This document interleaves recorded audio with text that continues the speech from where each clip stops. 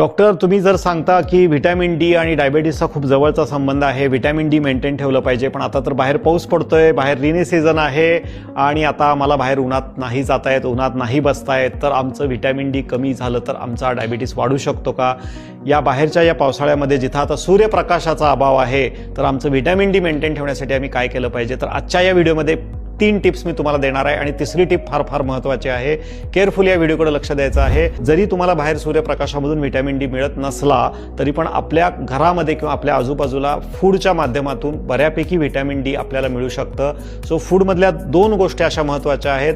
जर का तुम्ही नॉन व्हेजिटेरियन असाल, नॉन व्हेजिटेरियन फूड जर का प्रेफर करत असाल तर बॉइल्ड एग, चिकन किंवा फिश यामध्ये व्हिटॅमिन डी पुष्कळ प्रमाणात असतं. त्यामुळे थोडंफार तुम्ही तुमच्या खाण्यामध्ये आठवड्यातून एकदा किंवा 2दा किंवा बॉइल्ड एग जर का तुम्ही तुमच्या खाण्यामध्ये रेग्युलर बेसिसवरती वापरलात तर तुमची व्हिटॅमिन डीची जी काही कमतरता तुम्हाला वाटते, जी काही भीती वाटते ती तुमची भरून निघायला मदत होईल.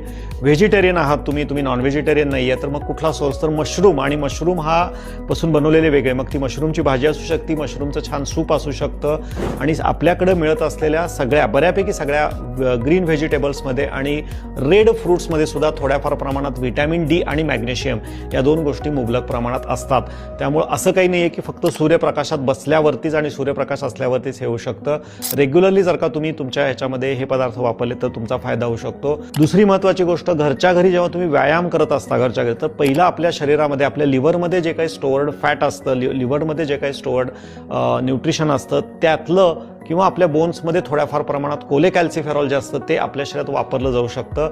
सो रोज जर का मी घर बसल्या जरी व्यायाम केला, मग ते अगदी सूर्यनमस्कार असतील, सन सॅल्युटेशन असेल किंवा कुठल्याही, तरीसुद्धा माझ्या शरीरातलं व्हिटॅमिन डी बोन्सच्या स्ट्रेंथनिंगमुळं मेंटेन राहायला मला फायदा होऊ शकतो. आणि तुमच्या लेवल खूपच कमी असतील, जर का तुमच्या लेवल 30पेक्षा खाली असतील व्हिटॅमिन डीच्या, तर तुम्हाला 1 महिन्यासाठी 60,000 इंटरनॅशनल युनिट हे डॉक्टरांच्या सल्ल्याने सप्लिमेंट काही दिवसासाठी घ्यायला हरकत नाही. तर ह्या 3 गोष्टी प्रत्येकाने लक्षात ठेवायच्या आहेत. आणि बिलकुल मला सूर्यप्रकाशात नाही म्हणून इमिजिएटली माझं व्हिटॅमिन डी कमी होणार असं बिलकुल घाबरायचं नाही आहे. तुमच्याकडे जर का अजूनही कुठलं व्हिटॅमिन डीचं ह्याच्या व्यतिरिक्त सोल्युशन असेल किंवा तुम्हाला काही गोष्टी माहीत असतील तर जरूर कॉमेंट बॉक्समध्ये तुम्ही मेन्शन करायच्या आहेत.